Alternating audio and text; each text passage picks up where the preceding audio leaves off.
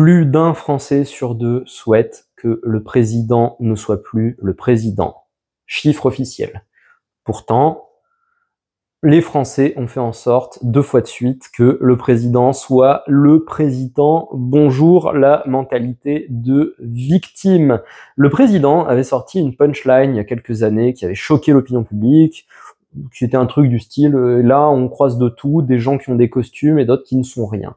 Et là les gens étaient là, mais pour qui il se prend, mais qu'est-ce qu'il est hautain, impertinent, prétentieux, blablabla, blablabla, dictionnaire des synonymes, péjoratif. Bon, moi ça m'avait pas spécialement choqué, je veux dire, ça semble cohérent, en tout cas avec la personne publique du président, c'est ses critères à lui pour évaluer la valeur des humains, on en a tous. Hein, c'est le crime de penser aujourd'hui de dire que y a des inégalités de nature, que tout ne se vaut pas, qu'on a des préférences. Non, non, non, tout le monde est égal. C'est juste la chance. Hein. Il y a juste le lancer de dés de l'univers. Il y en a qui sont nés au mauvais endroit, d'autres au bon, mais à chance égale, à contexte égal, tout le monde aurait fait la même chose. Voilà, il y aurait que des Albert Einstein ou des Brad Pitt. Bon, je sais pas.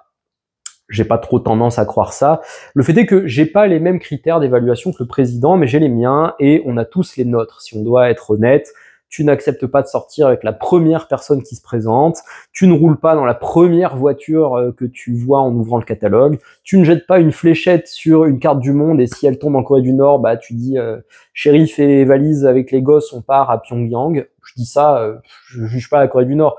C'est juste que c'est pas dans le top 3 des destinations trending sur Instagram. Bref, en gros, voilà, on a tous des critères d'évaluation, des préférences. Et si on était d'ailleurs universaliste et égalitariste jusqu'au bout des ongles, on accepterait la relativité de notre culture qui valorise ça. Vu que j'ai vu plein de cultures dans le monde qui sont toutes totalement à l'aise avec le fait de reconnaître des inégalités et des hiérarchies de valeurs et si on est vraiment égalitaire, bah on se dit bah ma culture vaut pas plus que la leur. Voilà. Mais bon, ça c'est le côté français, c'est le côté d'ailleurs que j'aime pas trop de ma culture, ce côté donneur de leçons. Voilà, la France aime donner, la France est scolaire par essence. Mais c'est un beau pays, c'est un paradoxe vu que la France est aussi empreinte de liberté, de poésie, d'expression, qui est un peu l'inverse du scolaire. Hein. Toulouse-Lautrec, boire de l'absinthe, etc., etc. Bref, l'honneur, faut-il abandonner sa vie pour préserver son honneur? Alors j'aurais pu répéter comme ça dans la glace, genre moi, je préfère mourir que d'abandonner mon honneur. Mais en réalité, j'ai connu des gens qui ont été confrontés à la mort de très près plusieurs fois, qui ont participé à des campagnes mouvementées, dirons-nous. Et c'est jamais les gens qui jouent ce genre de personnage de gros dur sur les réseaux sociaux. Donc tant pis si ce que je m'apprête à faire n'est pas très commercial, n'est pas très publicitaire, ça aura au moins le mérite d'être sincère. Oui, j'ai déjà transigé sur mon honneur pour éviter un danger, une douleur, et ça m'a fait mal, et ça m'a poursuivi, et je l'ai regretté pendant des années, voire des décennies après. Là où chaque fois que j'ai accepté de souffrir, ou le danger, ou les deux, ou bref, et où j'ai pas transigé sur mon honneur, j'en suis ressorti grandi, j'en suis ressorti plus fort, avec une meilleure estime de moi, et d'ailleurs ça m'a aidé à laver les blessures, un peu à tempérer le fait d'avoir abandonné mon honneur, et de me dire finalement, bon, bah la vie continue, et on essaiera de plutôt se montrer à la hauteur de l'idéal, plutôt que à la bassesse de la lâcheté la prochaine fois que la question de l'honneur sera en jeu. Voilà, on n'est plus dans le monde guerrier, on n'est plus dans le monde martial, on n'est plus dans le monde des 1v1 à l'arme blanche de Miyamoto Musashi, sauf quand on est un Allemand qui s'est fait tromper et qu'on collectionne les dagues du Moyen-Âge, le pauvre. Donc, je sais pas honnêtement te donner ce conseil comme ça de faut-il abandonner l'honneur ou quoi. Il y a ce personnage qui est intéressant dans Silence de Martin Scorsese, j'ai oublié le nom de l'auteur japonais qui a écrit le roman initial, mais on a comme ça un chrétien japonais qui renie le Christ chaque fois que les autorités lui disent bah renie le Christ ou on te met à mort après t'avoir fait souffrir, et qui ensuite revient dans la foi, puis elle se refait choper par les autorités, renie à nouveau le Christ, puis voilà.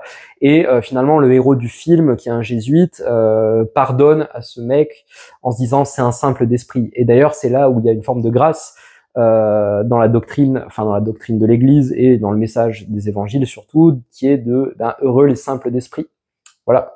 parce que bah, finalement, est-ce que Dieu déteste ce japonais un peu débilos qui renie le Christ, ou est-ce que Dieu l'aime et est-ce que Dieu a pas envie de continuer à faire l'expérience de la vie à travers lui? C'est ça qui est beau, c'est ça qui est universel, je trouve, dans ce message. Bref, je suis pas là pour te donner un message guerrier de « abandonne jamais ton honneur ». Mais je vais citer un autre film de Scorsese, Le Loup de Wall Street, quand DiCaprio dit « j'ai été pauvre, j'ai été riche, et des deux, je choisirai toujours d'être riche ». Ben, je dirais ça. J'ai déjà bafoué mon honneur, j'ai déjà défendu mon honneur. Et ben, il n'y a pas photo. Toutes les fois où j'ai défendu mon honneur, je me suis senti mieux, plus solide, grandi. Et toutes les fois où j'ai laissé mon honneur se faire piétiner, j'ai souffert, j'ai encaissé des dégâts, je me suis senti diminué. Je pense que l'honneur est une valeur importante. Voilà. Et je pense que quand on veut apporter quelque chose au monde, et que ça soit pas un projet théorique ou qui passe par la coercition d'autrui, hein, moi je considère que dire voilà, bah, vous, on va vous interdire ça, ou vous, on va vous forcer à ça et tout, bah, c'est comme ça le monde sera mieux. J'appelle ça de la dictature. Moi je parle de construire, je parle de bâtir, de faire advenir, de matérialiser une vision. Eh bien, il nous faut de la solidité, il nous faut de la spine, il nous faut du tonus. Voilà, il faut que quand on tire sur ton bras, il n'y ait pas une espèce de jeu dans ton coude comme ça, que t'aies pas les articulations molles. Voilà, je dirais ça. Le déshonneur a tendance à ramollir tes articulations et tu te disloques. Hein. Finalement, t'es un pantin. Et si tu passes pas ta journée chez l'ostéo, bah tu ressembles, t'es dégueulasse. Voilà. Si tu t'abandonnes ton honneur tout le temps, t'es dégueulasse.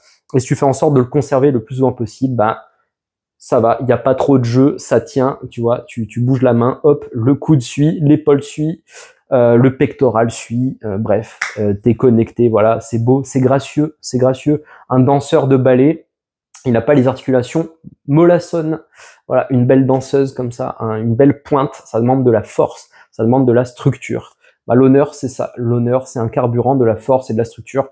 À ce titre-là, je te souhaite, je me souhaite, je nous souhaite à tous collectivement de renoncer le moins possible, le moins souvent possible et le moins gravement possible à notre honneur. C'est vraiment voilà ce que je souhaite à l'humanité, et je pense que bah, à chaque fois qu'on fait en sorte de protéger notre honneur, notre parcelle d'humanité, de dignité, d'identité, de ce en quoi on croit vraiment, on fait du monde un plus bel endroit.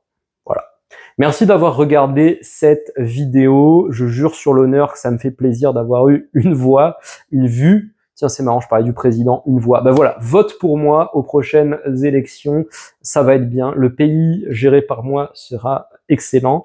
Partage cette vidéo autour de toi. Clique sur t'abonner, like, commente, bien sûr. Et moi, je te dis à bientôt pour la dernière vidéo du Dokodo, la voie à suivre seule. Prends soin de toi.